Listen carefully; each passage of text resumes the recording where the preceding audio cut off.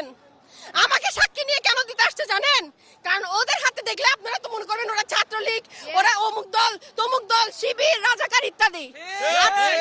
আজকে আমার এসে পুলিশের জিনিসগুলো হস্তান্তর করতে হলো। এটা কোন ধরনের দেশ যেখানে ছাত্রদেরকে বিভিন্ন ট্যাগে বিভক্তিকরণের মাধ্যমে শিবির ট্যাগ দেওয়া হয়। ছাত্র নিঃশেষ চলছে।